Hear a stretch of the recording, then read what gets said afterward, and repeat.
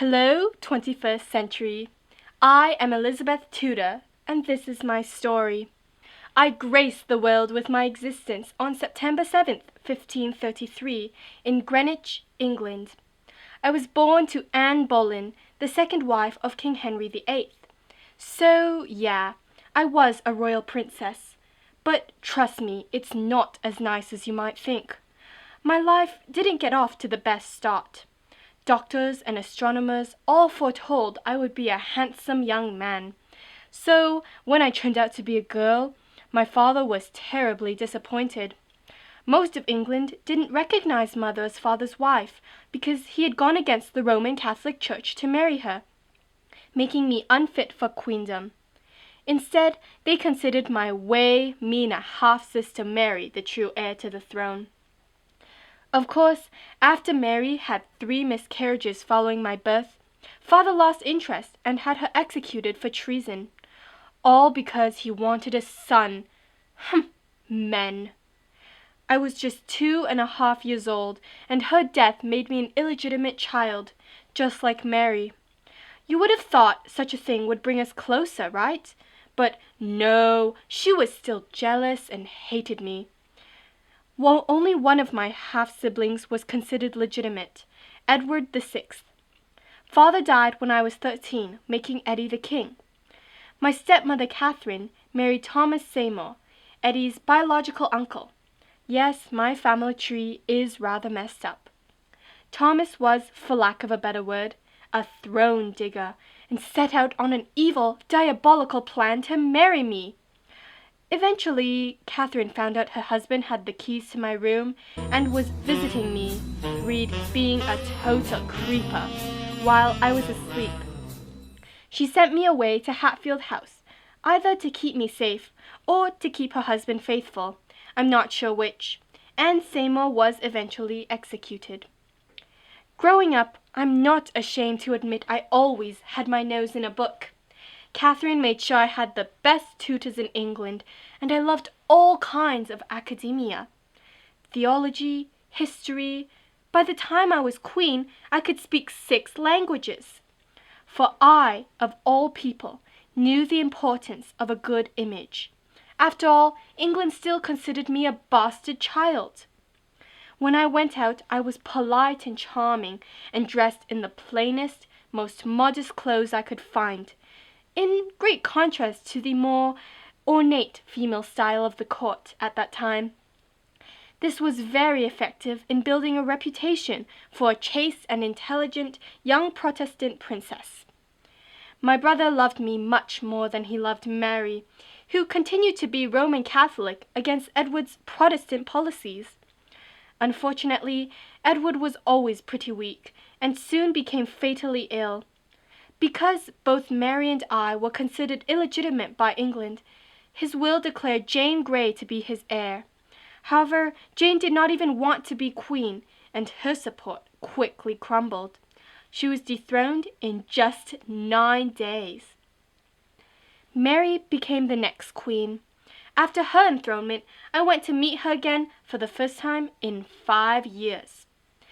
Now, remember when I told you that Mary hated me? Well, she was really good at holding grudges. And she was the queen of passive aggressiveness. In public, she showed affection and complimented me, and in private started vicious rumors about my heritage and tried to embarrass me in front of the court.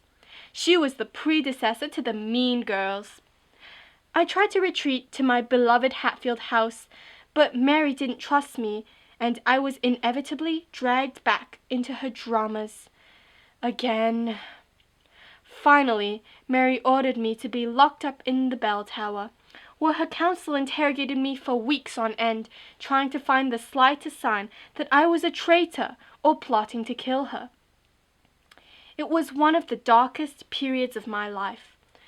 I was locked up for 2 months straight, without exercise or news of the outside world. I knew my sister loathed me, so I was constantly on guard for poison in my food. My isolation caused me to lose a lot of weight and start having physical and mental health problems. It was only the arrival of her fiancé, Prince Philip II of Spain, that led to my release. He knew, as a foreigner, that their betrothal was not supported by most of Mary's subjects, and decided executing me would only cause more dissent. Therefore, I was placed under a house arrest of sorts in Woodstock. It was mouldy and in terrible condition, definitely not fit for a princess.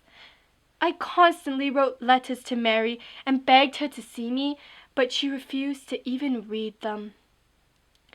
After almost a year in Woodstock, I was invited back to the palace to witness Mary's pregnancy.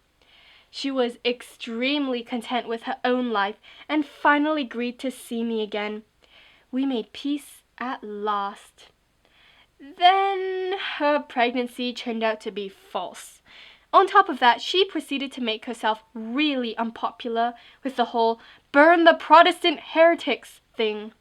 Seriously, girl, you have no chill. Needless to say, when Mary died, England was more than ready to embrace a new ruler. It was bankrupt and torn with religious discord. I was 25 when I ascended the throne, and boy was I ready to rock the boat. Most of my council wanted me to get married, thinking a powerful marriage was the only way I could rule properly. I mean, I couldn't blame them. The two previous queens, Jane and Mary, had been disastrous. But I refused to wed. After seeing the way my father treated his 6 wives, how could I possibly want to be trapped in such a thing as marriage? As queen, I received a lot of offers, but refused them all. I ruled on my own and became known as the mother of feminism. Just kidding, my subjects called me the Virgin Queen.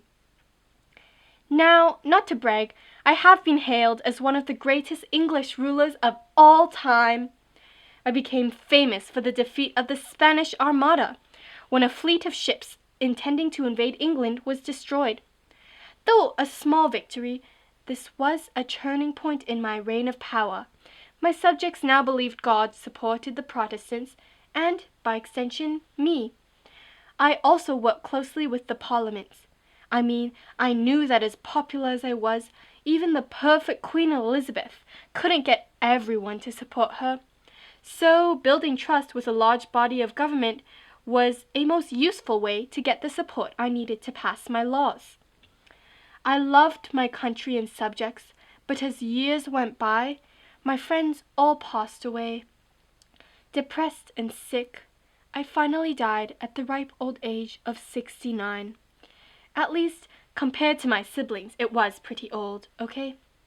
To this day, I live on in history books, ruling over a golden age when the crown, the church, and the parliament worked in perfect harmony and balance.